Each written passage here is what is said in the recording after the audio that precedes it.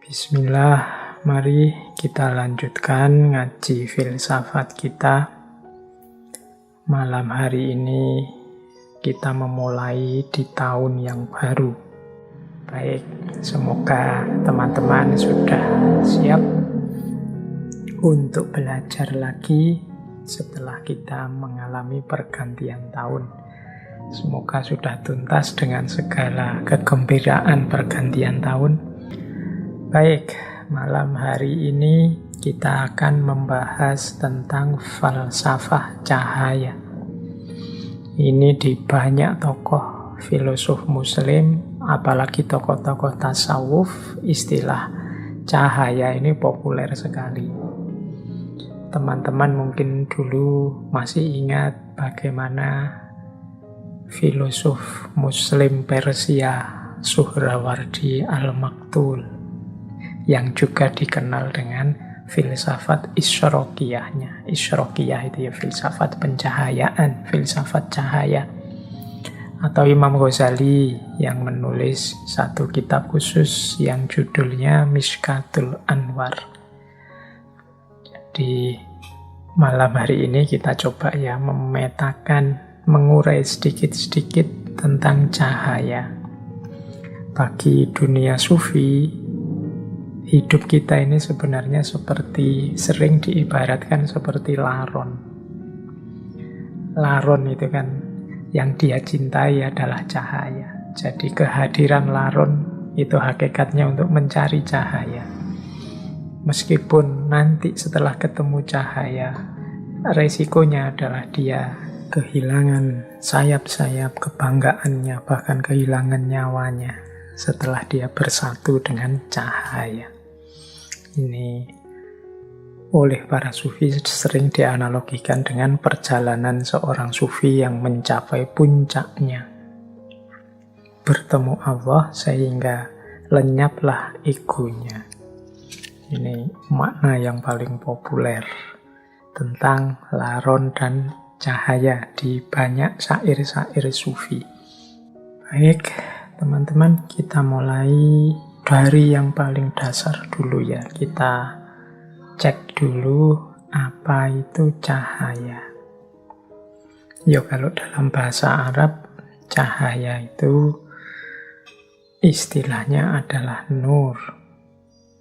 Nur itu secara sederhana didefinisikan sebagai al-dhahir bidzatihi al-mudhhir li ghairihi. Al-dhahir bidzatihi itu sesuatu yang terang atau tampak pada dirinya sendiri, dan al-mudhhir li ghairihi itu sesuatu yang membuat yang lain tampak atau terang. Kalau ada cahaya itu kan dirinya sendiri bercahaya, yang sekelilingnya juga bercahaya. Lampu misalnya, lampunya sendiri itu kan terang, bercahaya. Itu namanya al-dhahir. Yang sekelilingnya akhirnya juga ikut kelihatan karena ada cahaya tadi. Itulah al-mudhhir. Jadi ada al-dhahir, ada al-mudhhir. Itulah dua karakternya cahaya. Nah, jangan lupa istilah nur ini kalau dalam bahasa Arab dekat dengan istilah nar. Satu akar dengan istilah nar. Kalau nur konotasinya positif. Tapi kalau nar konotasinya negatif. Nur itu cahaya, nar itu api. Kalau nur itu maknanya fokus pada karakter yang menerangi, sementara nar fokus pada panasnya yang menghanguskan, menghancurkan.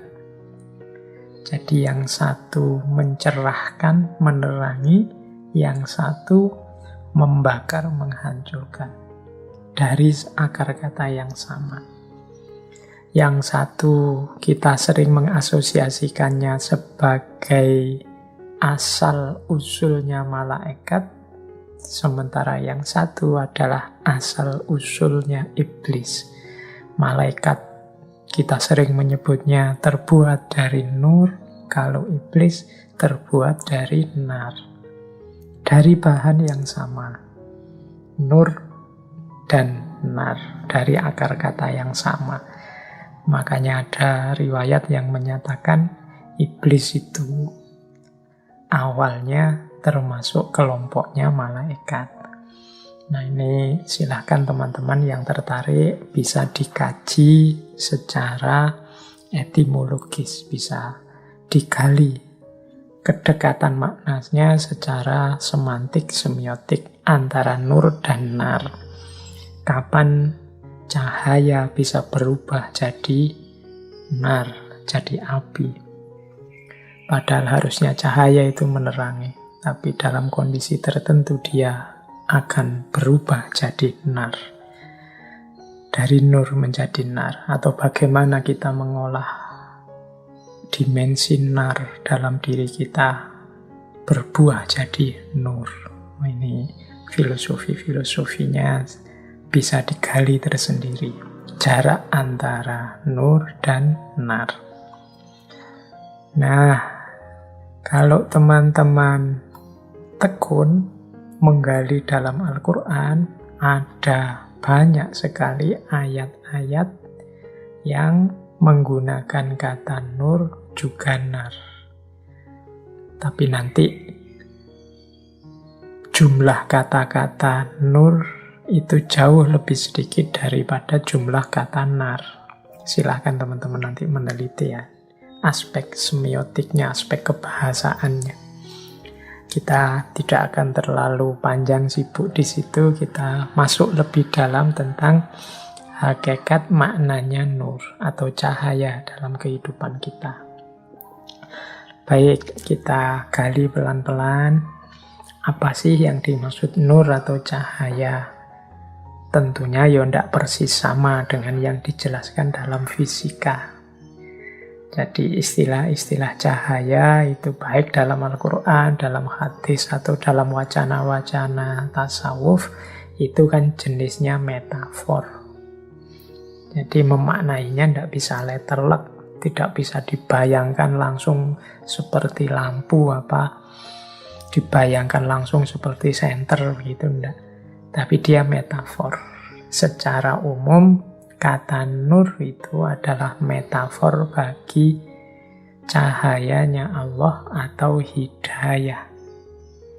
Maka nanti banyak ayat-ayat dalam Al-Quran itu ketika menggunakan istilah nur, itu maknanya macam-macam. Karena hidayah Allah pada manusia itu bentuknya bisa macam-macam.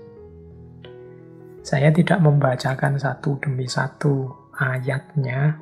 Ya saya kasih contoh misalnya, surat Al-Baqarah ayat 257. Allahu waliyul ladzina amanu yukhrijuhum minadh-dhulumati ilan nur. Allah adalah penolongnya orang-orang yang beriman yang mengeluarkan mereka dari kegelapan menuju cahaya. Nah, ini kan dari kegelapan menuju cahaya itu bukan kok terus dari tidak ada lampu nyari yang ada lampunya, tapi dari kebingungan hidup, dari tidak adanya sandaran, dari kehilangan rujukan kebenaran menuju cahaya. Berarti cahaya ini bisa dimaknai sebagai hidayah. Jadi petunjuk dari Allah. Allah yang mengeluarkan mereka dari kegelapan menuju cahaya. Ini kalau teman-teman ingat, dulu waktu kita ngaji Ibu Gita Kartini, istilah minadh-dhulumati ilan nur ini kan yang menginspirasi tulisan-tulisan Ibu Gita Kartini yang nanti diberi judul Habis Gelap Terbitlah Terang. Nah, itu makna dari minadh-dhulumati ilan nur. Jadi ada banyak ayat-ayat cahaya yang secara umum artinya sebenarnya hidayah. Jadi hidayah itu berarti petunjuk dari Allah. Kita kan sering ya mendoakan teman kita dapat hidayah belakangan ini. Kalau ada orang yang menurut kita tidak karu-karuan terus Kita biasanya mengkritiknya dengan kalimat, semoga engkau mendapat hidayah. Nah, itu sebenarnya istilah hidayah itu sering digunakan metafor cahaya. Nah, metafor cahaya ini yang maknanya secara umum adalah hidayah, kalau dalam Al-Quran macam-macam bentuknya hidayahnya Allah kepada manusia. Di catatan saya, kata-kata nur itu bisa punya beberapa arti yang semuanya konotasinya hidayah. Yang pertama di catatan saya, nur itu artinya ya Allah. Jadi termasuk dari ayat yang sangat populer tentang cahaya, yang Allahu nurus samawati wal ard. Jadi Allah adalah cahaya langit dan bumi. Jadi Allah lah yang memberi hidayah pada kita, yang memberi petunjuk kepada kita, justru Allah sendiri. Jadi maknanya ada kalanya cahaya itu ya Allah. Ada kalanya cahaya itu Rasulullah. Jadi petunjuk yang bisa kita ikuti antara lain ya Rasulullah. Bahkan dalam dunia tasawuf, teman-teman mungkin masih ingat dulu kita mengkaji Ibnu Arabi, mengkaji tokoh-tokoh sufi yang falsafi, itu ada istilah Nur Muhammad, cahaya Muhammad. Nah, ini kehadiran Rasulullah saja itu sudah merupakan hidayah yang luar biasa bagi manusia. Apalagi tuntunan-tuntunan beliau, baik melalui Al-Quran maupun melalui hadis. Jadi yang kedua, maknanya nur atau yang dalam makna metafor hidayah itu ya Rasulullah sendiri. Yang ketiga, nur itu adalah Al-Quran. Jadi Al-Quran lah yang menjadi petunjuk, yang menjadi hidayah bagi kita. Yang ketiga, banyak ayat-ayat yang secara letterlek menyebut bahwa Al-Quran adalah cahaya. Misalnya surat An-Nisa ayat 174. Ya ayuhan nasu qad ja'akum burhanum mir rabbikum wa anzalna ilaikum nuram mubina. Nah, wahai manusia, sesungguhnya telah datang padamu bukti-bukti dari Tuhanmu dan telah kami turunkan padamu nuram mubina. Ini oleh para mufasir banyak diartikan sebagai Al-Quran. Jadi nur di situ maknanya Al-Quran. Ada kalanya juga nur itu berarti keimanan. Keimanan ini kan anugerah Allah pada kita. Itu juga hidayah. Jadi minazulumati ilan nur, itu ada yang menerjemahkan ya dari kekufuran menuju keimanan. Maka hidayah atau cahaya itu bisa maksudnya adalah keimanan. Ada pula yang bisa dimaknai sebagai kebenaran. Ya semua yang di atas tadi hakikatnya sebenarnya juga kebenaran. Keimanan itu ya kebenaran. Al-Quran itu kebenaran. Allah, Rasulullah itu kebenaran. Tapi ada juga yang spesifik maknanya lebih pas. Ayat-ayat tentang cahaya itu kita maknai sebagai kebenaran. Kemudian yang keenam, ada kalanya juga nur itu bisa kita artikan sebagai ilmu. Jadi teman-teman mungkin masih ingat ya, ketika kita mengkaji Imam Syafi'i, kemudian ada istilah bi'annal ilma nurun. Ketahuilah bahwasanya sesungguhnya ilmu itu adalah cahaya. Ini ketika Imam Syafi'i mengadu pada Imam Waqi'. Jadi kalau ada kata-kata nur atau cahaya dalam Al-Quran, secara umum maksudnya adalah petunjuk atau hidayah untuk manusia. Nah, bentuknya hidayah itu secara spesifik itu ada kalanya maksudnya adalah Allah sendiri, ada kalanya maksudnya Rasulullah, ada kalanya maksudnya adalah Al-Quran, ada kalanya maksudnya adalah keimanan, ada kalanya maksudnya adalah kebenaran, dan ada kalanya maksudnya ilmu. Oke, jadi ini dasarnya kita pahami yang paling dasar dulu tentang apa itu nur atau cahaya. Baik, ambil nafas sebentar. Ini semoga teman-teman tidak menganggap ini temanya terlalu berat. Setelah ini mungkin lebih ringan. Nah, ini saya akan minta bantuan Imam Ghazali melalui kitab beliau Mishkatul Anwar. Mishkat itu artinya ceruk atau lubang atau gua. Sehingga Mishkatul Anwar bisa diterjemahkan ceruk cahaya atau gua cahaya. Nah, di bagian awal kitab Mishkatul Anwar, Imam Ghazali menjelaskan cahaya itu tentunya cahaya secara spiritual. Maknanya beda-beda sesuai level orangnya. Imam Ghazali di banyak teorinya sering sekali membagi level manusia di 3 macam ini. Ada awam, ada khawas, ada khawasul khawas. Nah, bagi kelas-kelas manusia ini, cahaya itu beda-beda maknanya. Menurut Imam Ghazali, bagi orang awam, cahaya adalah sesuatu yang membuat sesuatu yang lain menjadi tampak atau kelihatan. Sarananya panca indera, khususnya mata. Nah, ini mungkin level kita ya awam. Jadi cahaya itu ya pokoknya terang. Cahaya itu bersinar.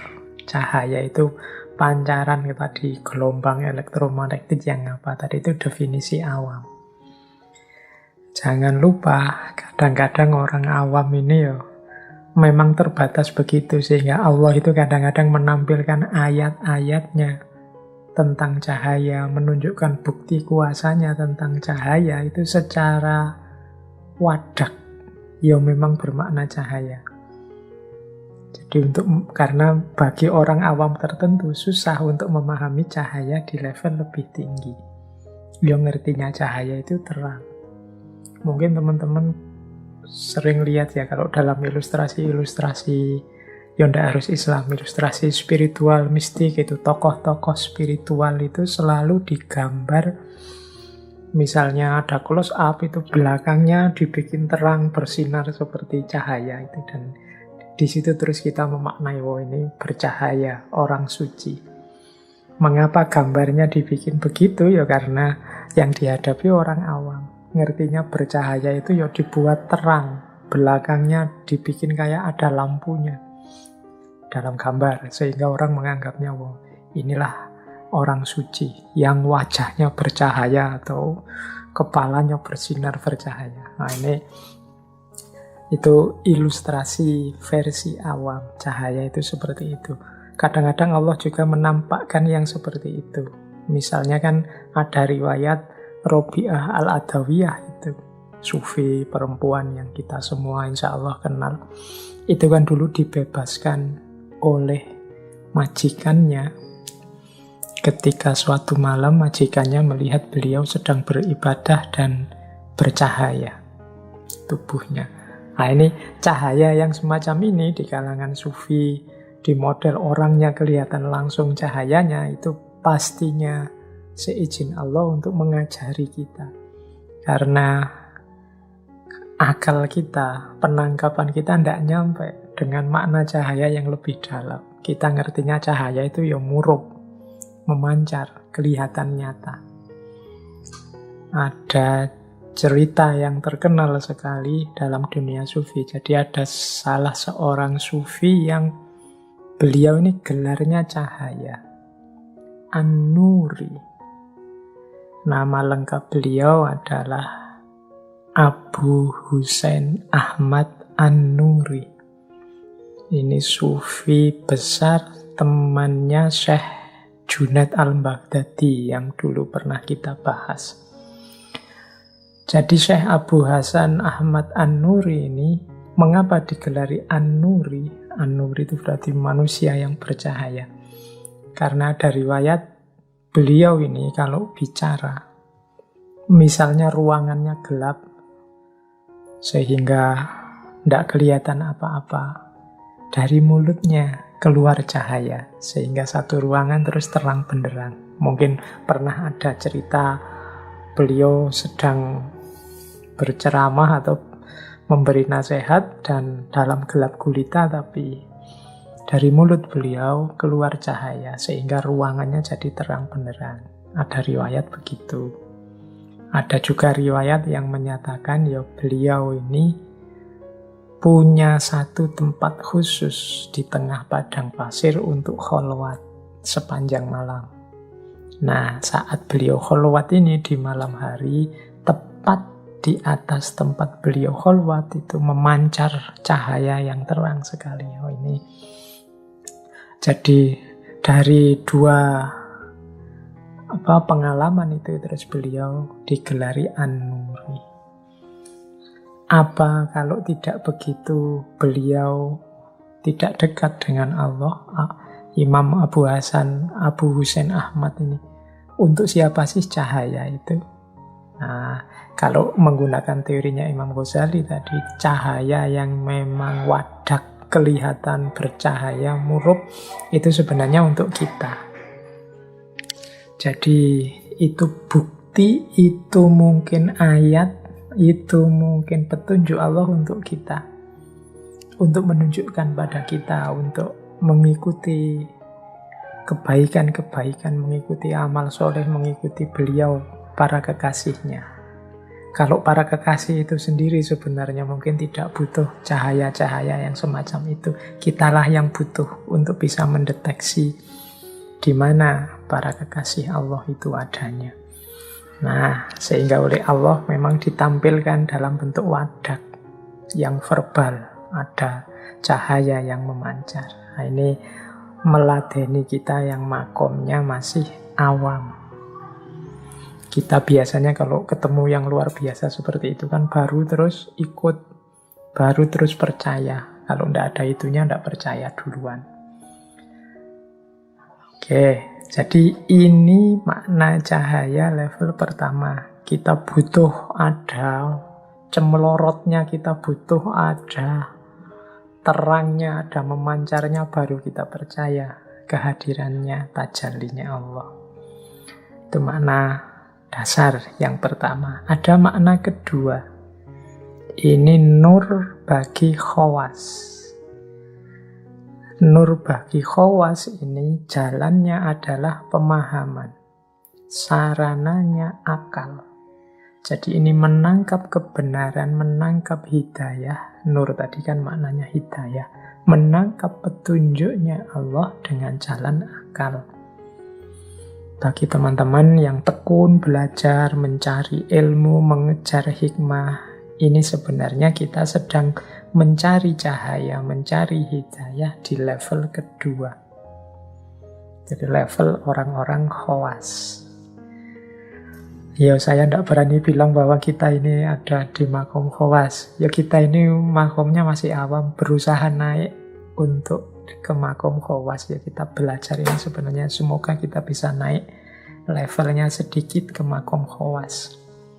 Jadi memahami cahaya Allah lewat jalan akal, dengan jalan belajar, dengan jalan mencari guru, dengan jalan membaca kitab, dan lain sebagainya. Nah, ini kita sebenarnya sedang mengejar cahaya di level khawas, sarananya akal. Apa bisa? Bisa. Jadi akal kita itu ya perangkat yang istimewa, yang dianugerahkan oleh Allah. Pastinya juga bisa mencapai dan menemukan kebenaran. Oke, kalau ini level kedua. Ada level ketiga, yaitu makom khawasul khawas. Makom khawasul khawas ini kesannya yang kita pahami selama ini, kalau versinya Imam Ghazali selalu makom para kekasih Allah, orang-orang yang dekat dengan Allah.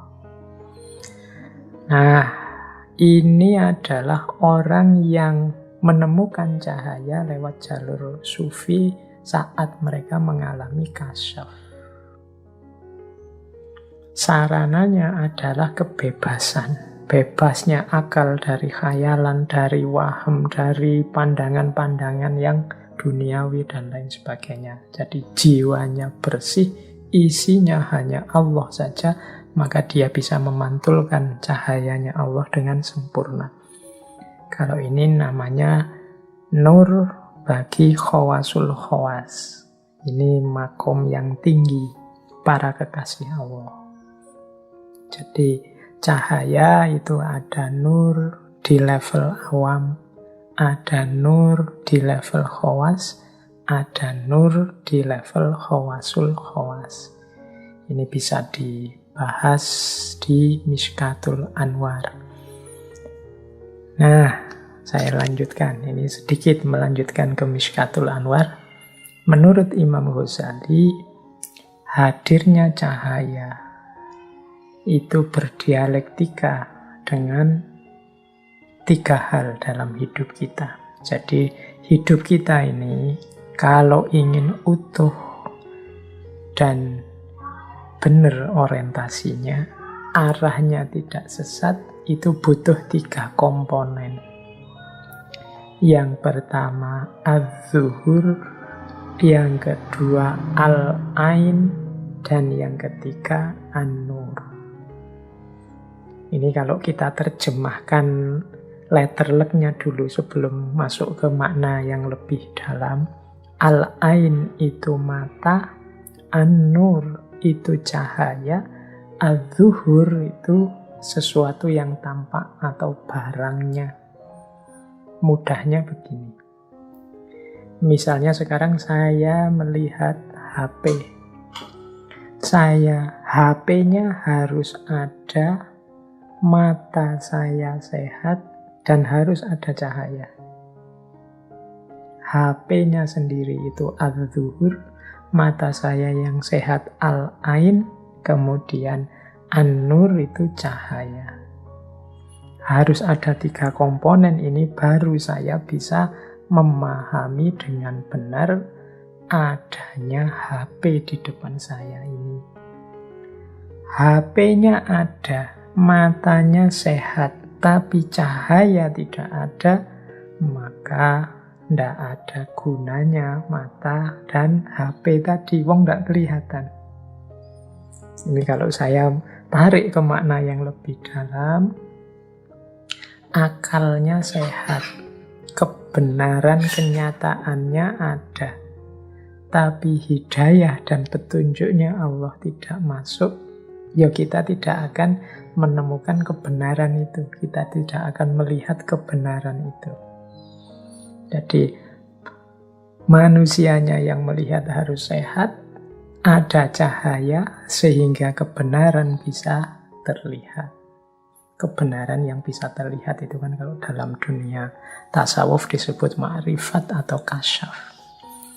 Jadi ini tiga komponen yang berhubungan dengan cahaya dalam kehidupan kita. Al-ain, an-nur, az-zuhur. An-nurnya ada, hidayah Allah ada, Al-Quran, Rasulullah, kemudian keimanan ada. Az-zuhurnya ada, tapi al-ainnya tidak sehat, pikirannya tidak jernih, batinnya diliputi hawa nafsu. Maka cahaya tadi juga sia-sia. Kalau bahasanya sufi, cahaya jadi terhijab. Mata tidak bisa melihat, atau sebut saja matanya buta. mata yang buta, meskipun ada cahaya, meskipun ada kebenaran, az-zuhur, ya sia-sia. Dia tidak akan bisa melihat. Jadi ini ada timbal balik perputarannya. Jadi kebenaran akan tampak kalau ada kombinasi lengkap antara al-ain, an-nur, dan az-zuhur. Tapi kalau salah satu tidak ada, ya tidak terjadi peristiwa kasyaf atau peristiwa ma'rifat, lahirnya pemahaman atau lahirnya pengetahuan. Jadi ini dialektika antara al-ain, an-nur, az-zuhur. Maka dalam dunia tasawuf selalu kita disarankan membersihkan jiwa. Membersihkan jiwa itu berarti membersihkan mata, al-ain, sehingga kebenaran kelihatan. Tapi juga jangan merasa sombong bahwa kita kuasa melihat. Kalau Allah tidak menurunkan hidayah cahayanya, ya sama saja kita tidak akan bisa melihat apa-apa. Jadi itu dialektika antara al-ain, an-nur, dan az-zuhur. Ini yang ada hubungannya dengan cahaya. Ini silahkan direnungkan sebentar bahwa dalam hidup kita ini kita butuh diri kita yang sehat, kita butuh petunjuk hidayah dari Allah, baru setelah itu kebenaran akan tampak. Oke, kita lanjutkan lagi. Baik, inilah inti kajian kita malam hari ini. Ini ayat yang populer sekali tentang cahaya. Saya baca pelan-pelan ayat ini, insya Allah banyak yang sudah hafal.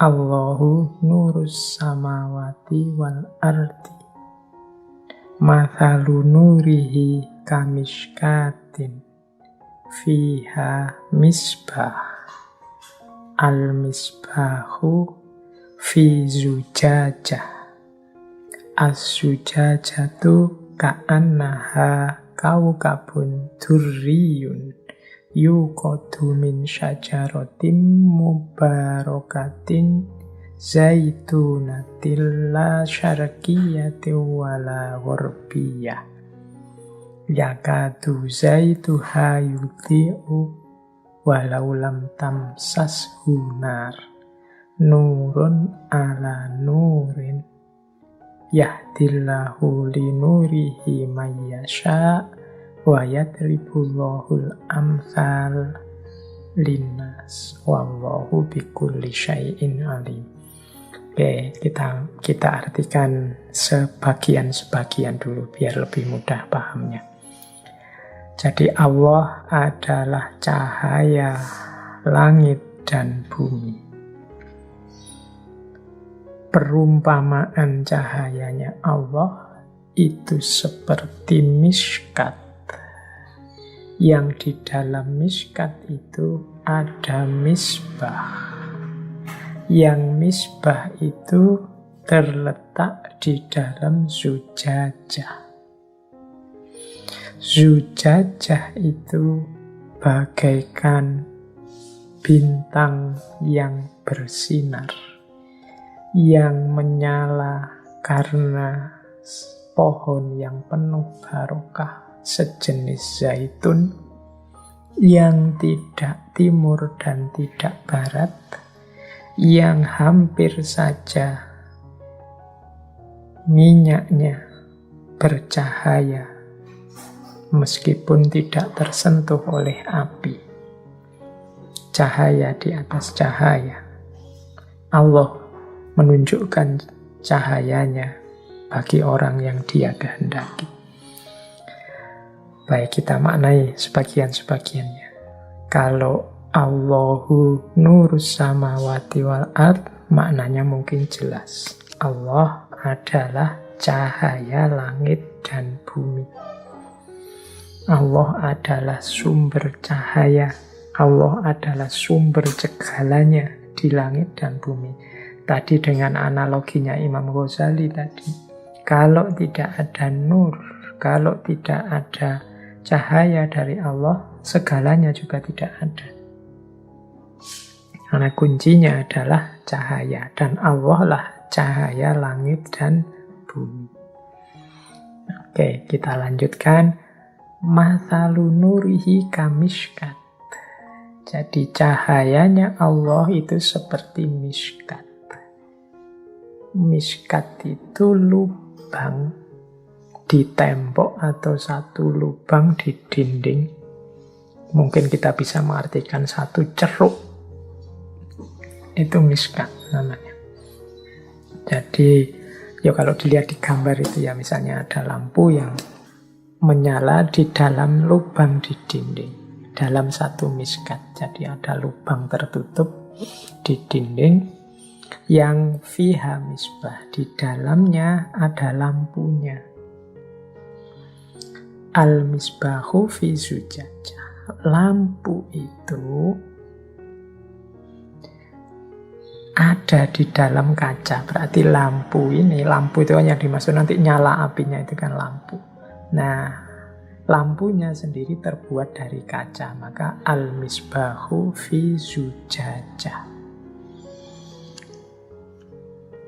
Jadi ada satu lubang, kemudian di dalamnya ada lampu, yang lampu ini dikelilingi kaca. Yang kaca ini berkilau. As-sujajatu ka'annaha kaukabun durri. Kacanya yuk, kita ngerti kaca ya. Kaca kan berkilau karena nanti dia memancarkan cahaya. Nah, setelah itu dari mana bahan bakarnya lampu ini?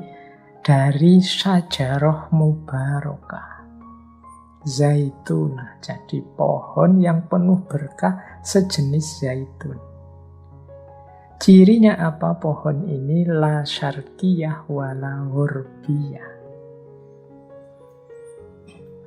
Nah, jadi ini syajarah mubarakah. Dan ada satu ciri lagi, saking kuatnya minyak syajarah mubarakah ini, bahkan seandainya dia tidak disentuh, tidak dinyalakan, tidak disambar dengan api, dia sebenarnya sudah bisa menerangi. Saking kuatnya syajarah mubarakah atau minyak ini. Jadi yakatu zaituha yudhi'u walau lam tamsas sunar. Jadi lampu ini minyaknya syajarah mubarakah. Nah, syajarah mubarakah ini karena dia sangat kuat, maka meskipun kita tidak menyalakannya dengan api, dia rasa-rasanya sudah bisa menyala sendiri. Itu maksudnya yakatu zaituha yudhi'u. Mungkin teman-teman bisa membayangkan dengan lihat gambar di slide yang saya bawa ini. Jadi ada miskat, misbah, zujajah, syajarah mubarakah. Ada banyak versi makna terhadap ayat ini.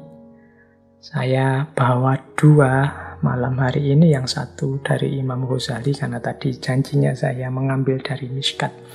Tapi sebelum saya masuk ke miskat, ada makna yang populer. Jadi ayat ini dimaknai secara umum dengan model seperti ini. Jadi yang pertama miskat. Miskat itu yang tadi kita sebut gua tadi, atau ceruk di dinding. Secara umum maknanya miskat itu dunia batin atau rohaninya manusia. Mengapa disebut dunia batin? Ya kan batin kita kan agak di dalam, sama seperti ceruk tadi, dia agak masuk ke dalam, tidak di luar. Jadi miskat itu dunia batin kita, dunia rohani kita. Nah, dalam dunia rohani kita itu ada misbah. Misbah itu ada lampu yang menerangi. Ini yang tadi saya sebut hidayah, cahaya. Nah, tafsir-tafsir secara umum banyak mengartikan misbah itu ya keimanan dan juga Al-Quran. Tadi kan di atas saya jelaskan di antara makna cahaya antara lain ya keimanan, ya Al-Quran. Jadi yang menerangi batin kita yang di dalam ini adalah lampu yang jenisnya adalah keimanan atau Al-Quran.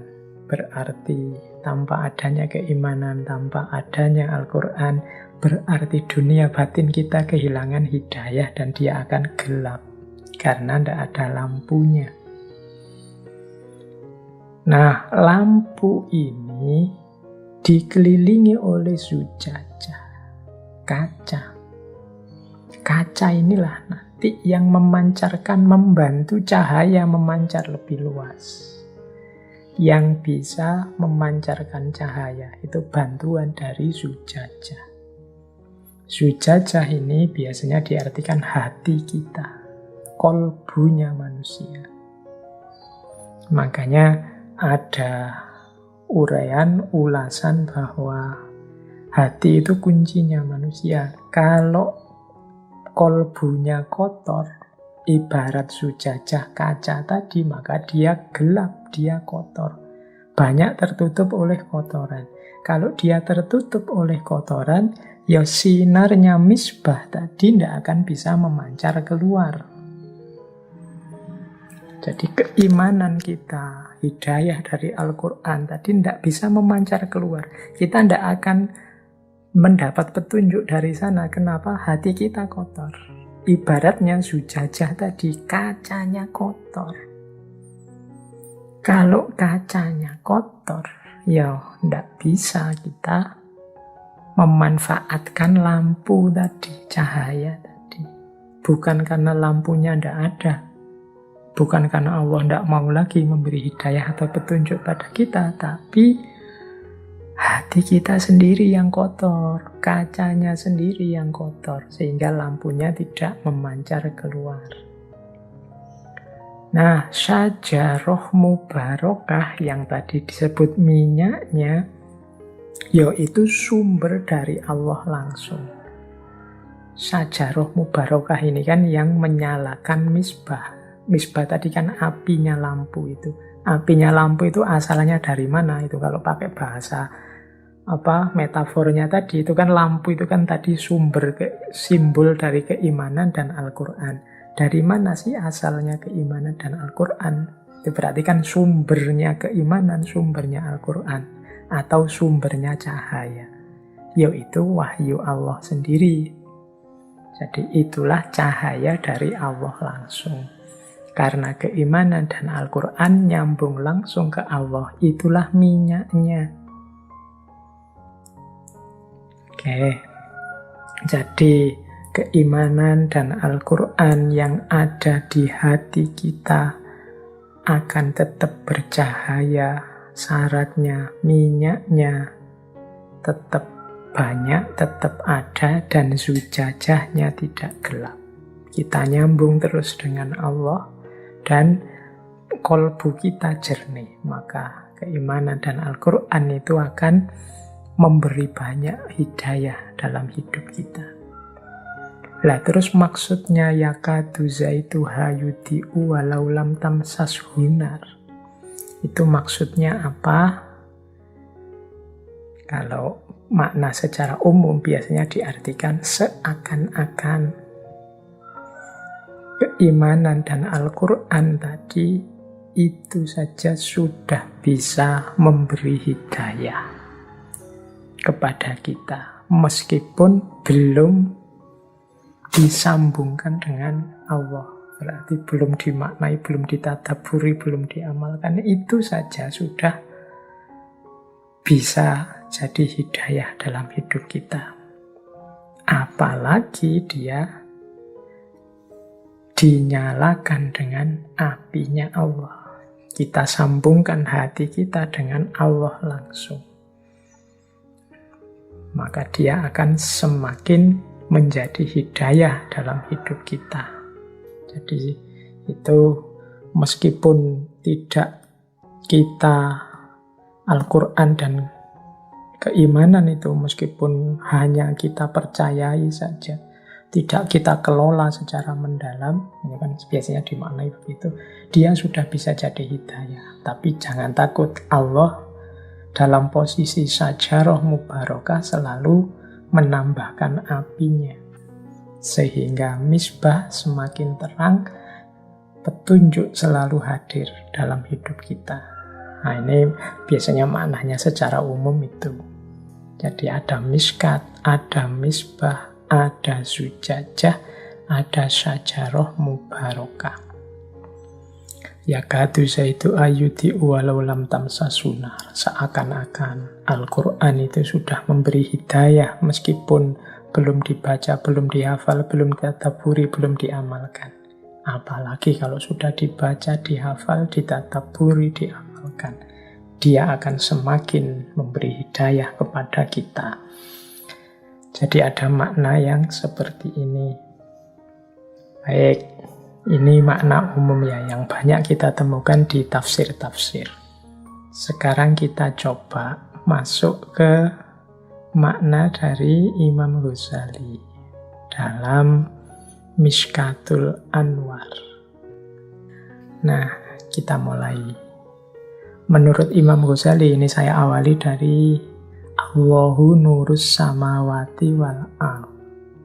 Ini dalam Mishkat dijelaskan maksudnya Allahu nurus samawati wal ard itu Allah lah satu-satunya yang bisa disebut cahaya yang sejati.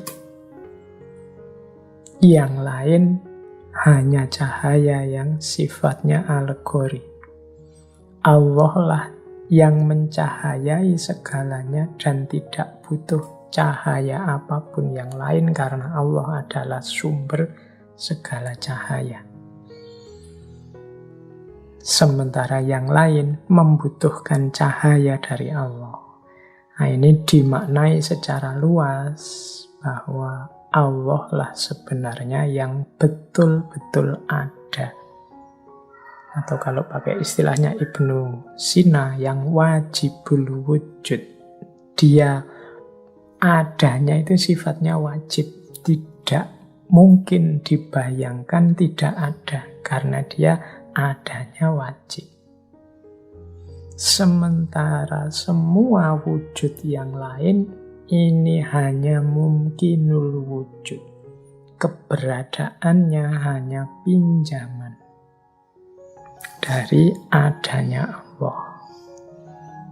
Jadi Allahu nurus samawati wal ard itu berarti semua ada yang selain Allah itu membutuhkan cahaya dari Allah. Kalau kita hadir, kalau kita bercahaya, hakikatnya adalah kita sedang meminjam atau mendapatkan anugerah cahaya dari Allah.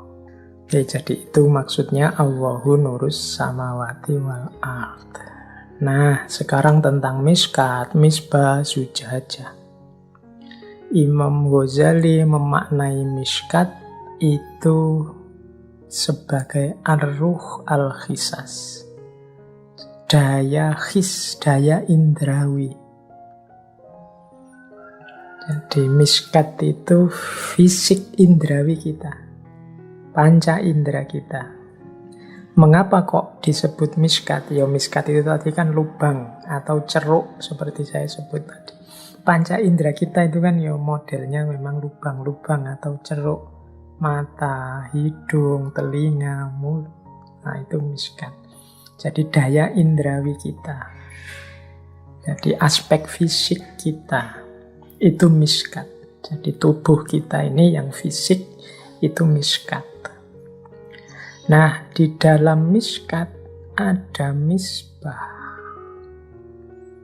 Misbah ini daya rasional atau ar-ruh al-aqli. Kemampuan kita untuk menjangkau pengetahuan-pengetahuan yang mulia, yang ilahiyah. Jadi, kemampuan rasional kita untuk menangkap yang ilahi. Lahirnya nanti ilmu. Karena kenapa disebut misbah atau lampu? Ya karena ilmu inilah yang jadi hidayah, memancarkan terang ke seluruh dunia. Makanya kehadiran para nabi itu sering disebut dengan istilah sirojam muniro, lampu yang memberi cahaya. Itu karena mereka punya daya rasional, itu misbah. Jadi dalam tubuh fisik kita ada daya intelijensi, daya rasional yang dia mampu menangkap pengetahuan-pengetahuan yang mulia dan ilahiyah. Nah, ada sujajah. Sujajah ini kalau Imam Ghazali mendefinisikannya ar-ruh al-khoyali atau daya imajinasi. Ar-ruh al-khoyali inilah nanti yang menyambung antara dunia rasional dengan dunia dunia rasional tadi kan misbah. Kalau dunia indrawi miskat. Yang menyambung antara miskat dengan misbah itu sujajah. Dunia khoyali atau daya imajinasi. Sujajah lah nanti yang bisa memancarkan misbah pada miskat.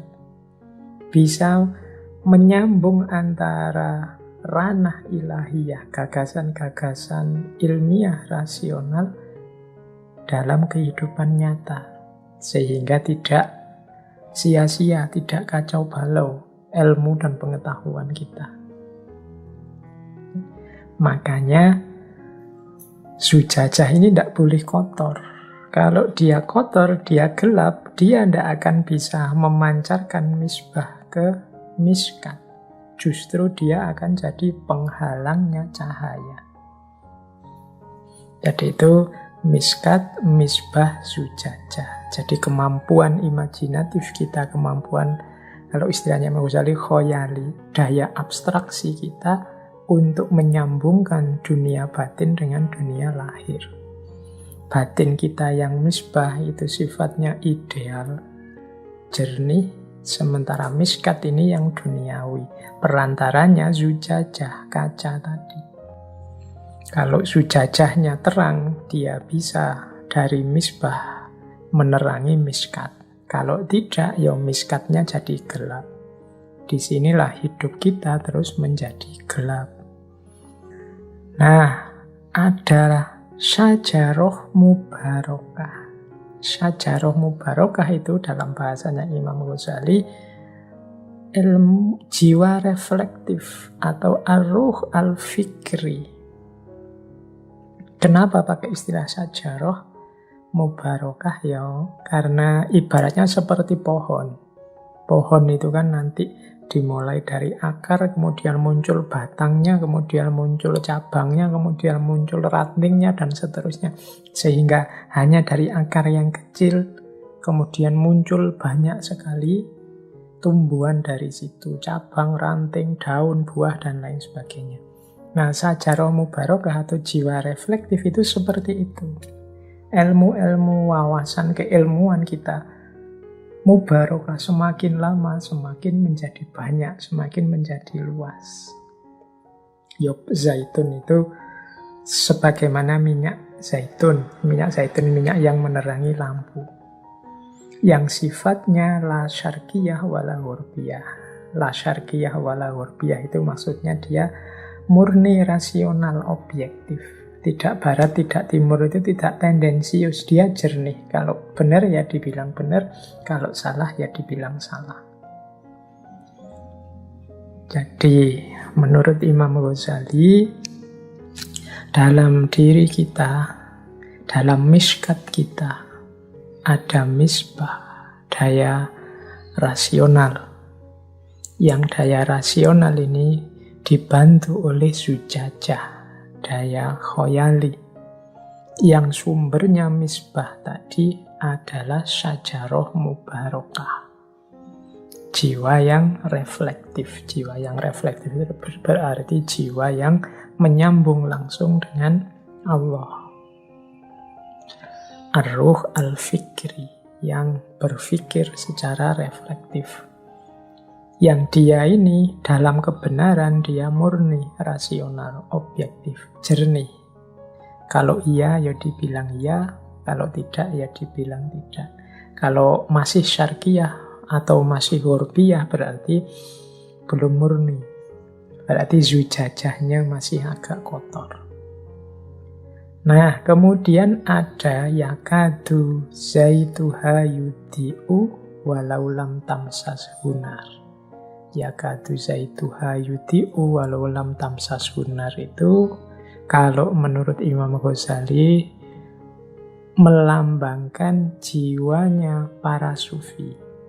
Kalau tadi sajarah mubarakah jiwa reflektif, kalau ini daya suci, daya profetik, daya kenabian yang biasanya dimiliki para wali. Kondisi murni, kondisi jernih itu kan yang punya adalah para kekasihnya Allah. Nah, para kekasih Allah ini loh yang yakadu zaituha yudhi'u walau lam tamsashu nar. Orang-orang ini dalam dirinya sendiri sudah ada cahaya. Jadi dia memiliki cahaya dalam dirinya. Meskipun sebelum disentuh oleh api, dia sendiri sudah hampir punya cahaya. Yakadu zaituha yudhi'u. Apalagi kalau cahaya Allah hadir dalam diri mereka. Disitulah nanti ada nur ala nur, cahaya di atas cahaya. Jadi diri kita, diri para sufi, para wali yang jernih bercahaya, kehadiran cahayanya Allah lagi, maka semakin terang cahayanya. Itulah nur ala nur. Jadi, ya makna ringkasnya, mari kita bersihkan batin kita bersihkan diri kita, jiwa kita. Jernihnya batin, jernihnya diri itu menunjukkan bahwa kita sudah bercahaya. Apalagi jika nanti cahaya Allah hadir dalam diri kita. Disitulah nur ala nur terjadi. Cahaya di atas cahaya. Itulah makna ayat ini menurut Imam Ghazali. Baik, ambil nafas sebentar ya. Itu tadi kita baru membahas surat An-Nur ayat 35 yang sering dikutip oleh banyak orang.